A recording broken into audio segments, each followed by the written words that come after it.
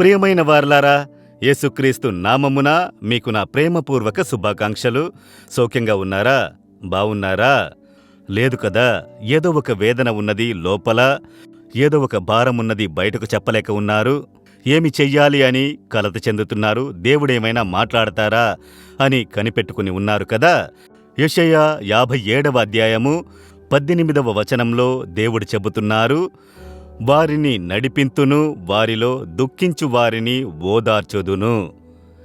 దేవుడు చెబుతున్నారు, దుఃఖపడు వారిని ఓదార్చుదును అని దేవుడు వాక్కునిచ్చుచున్నారు.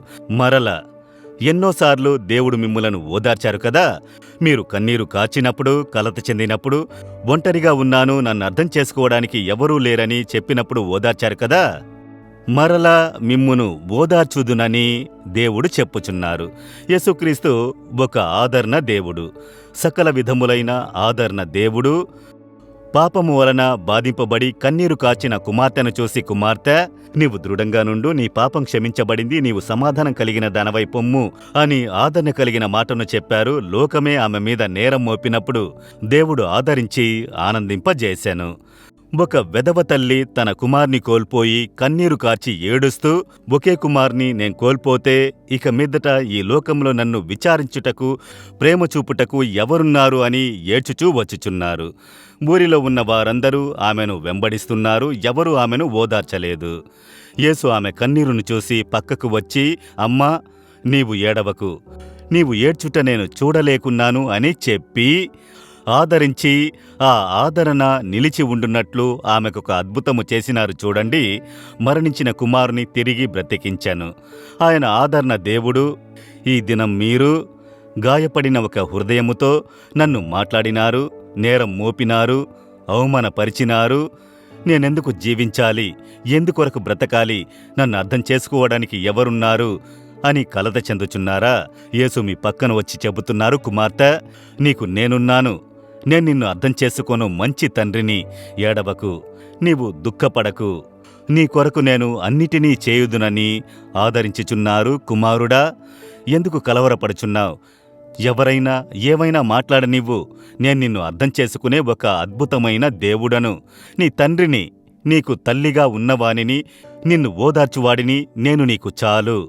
ఆయన ఆదరణ చూపుచున్నారు. ఆ యేసు ఆదరణలోనికి మీరు రావాలి, ఆ ఆదరణను సొంతం చేసుకోవాలి.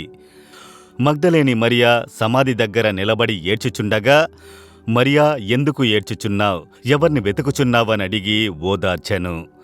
మార్తా మరియలు లాజరు సమాధి దగ్గర ఏడ్చినప్పుడు యేసు కన్నీరు విడిచెను. తన కన్నీరు ద్వారా వారిని ఓదార్చెను.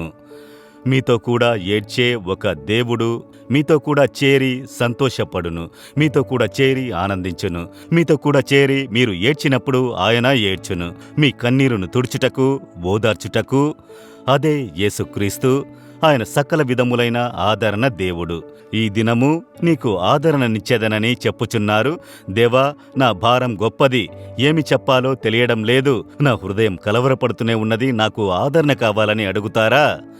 ఇప్పుడు హృదయంలో చేయి ఉంచుకుని మరలా నన్ను ఓదార్చుమని అడగండి. తండ్రి, మరలా నేను ఆదరించెదను అని చెబితిరే. ఈ కుమార్తె ఏడ్చుచున్నది, ఈ కుమారుడు ఏడ్చుచున్నాడు, హృదయం వేదనతో ఉన్నది, అలమటిస్తున్నది, ఒక ఓదార్పు కొరకై వాంఛతోనున్నది. నీ పిల్లలను మరలా ఓదార్చుము, ఆ దుఃఖమును మార్చుము, గాయములను మాన్పుము, హృదయంలో ఒక గొప్ప సంతోషమును ఇప్పుడే ఇప్పుడే ఇప్పుడే ఇమ్ము.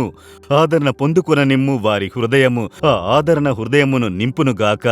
మీరు కల్వరి శిలువలో వీరి కొరకు మరణించిన జ్ఞాపకము చేసుకుని మీ ఆదరణతో వారి హృదయమును నింపుము. యేసుక్రీస్తు నామములో ఆ ఓదార్పు హృదయమును నింపునుగాక. Amen, amen. Jesus redeems Telugu YouTube ఛానల్ను సబ్స్క్రైబ్ చేయండి. సబ్స్క్రైబ్ బటన్ను క్లిక్ చేయండి మరియు బెల్ బటన్ను నొక్కండి. ప్రతిరోజు కార్యక్రమ సమాచారం పొందండి.